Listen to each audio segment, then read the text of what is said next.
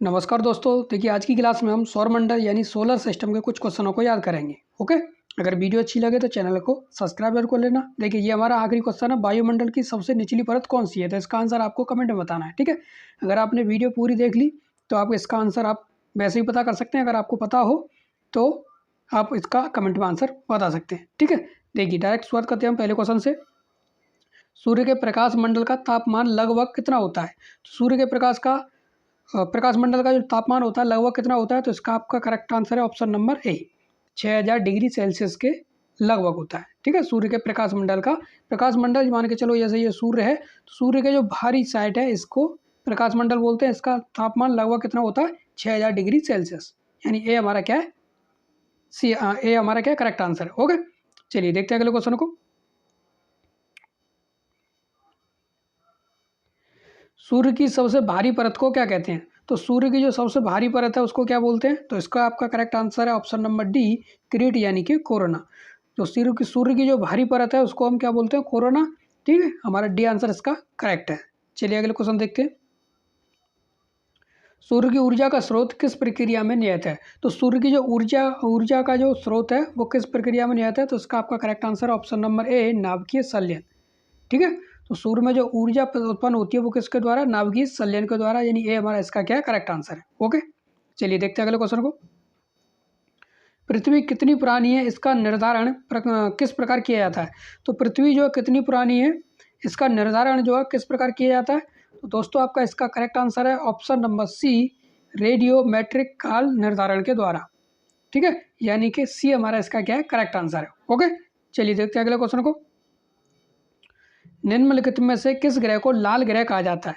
ठीक है, तो लाल ग्रह किस ग्रह को कहा जाता है? तो दोस्तों इसका आपका करेक्ट आंसर है ऑप्शन नंबर सी, मंगल ग्रह को। मंगल ग्रह को क्या लाल ग्रह भी कहा जाता है। ठीक है, तो इसका हमारा सी आंसर करेक्ट है।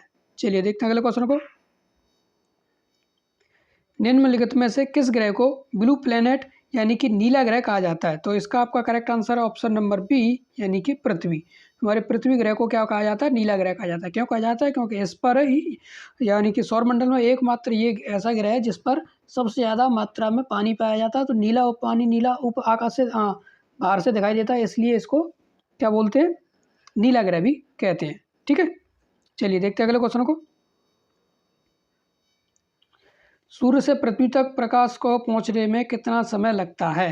तो सूर्य से पृथ्वी तक पहुंचने में प्रकाश को कितना समय लगता है? तो इसका आपका correct answer option number B, 8 minute 20 second. किसी किसी किताब में 8 मिनट 18 सेकंड, 16 सेकंड, 17 सेकंड ऐसे दे रखा होता है। तो हमारा इसका बी करेक्ट आंसर है 8 मिनट 20 सेकंड। ठीक है, चलिए देखते हैं अगले क्वेश्चन को।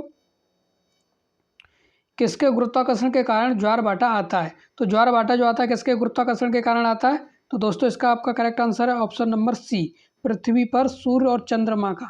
पृथ्वी पर सूर्य और चंद्रमा के गुरुत्वाकर्षण के कारण क्या होता है? ज्वार-भाटा आता है। ठीक है, यानी सी हमारा क्या है इसका करेक्ट आंसर है। चलिए देखते हैं अगले क्वेश्चन को। वायुमंडलीय घटना के अध्ययन को क्या कहा जाता है? तो वायुमंडलीय की घटना के अध्ययन को क्या कहा जाता है? तो इसका आपका correct answer option number B, मौसम विज्ञान। तो वायुमंडलीय की जितनी भी घटना होती हैं वो किसमें? मौसम विज्ञान में हम उनकी अध्ययन करते हैं। ठीक है, यानी कि बी हमारा क्या है इसका करेक्ट आंसर है। चलिए देखते हैं अगले क्वेश्चन को। वायुमंडल की सबसे निचली परत को क्या कहते हैं, या वायुमंडल की सबसे निचली परत कौन सी है? तो दोस्तों इसका आपका करेक्ट आंसर है ऑप्शन नंबर बी, यानी कि क्षोभ मंडल। यही हमने क्वेश्चन क्लास के शुरू में पूछा था, तो इसका करेक्ट आंसर क्या है? क्षोभ मंडल, यानी कि बी। ठीक है, अगर वीडियो अच्छी लगी तो चैनल को सब्सक्राइब कर लेना। ओके।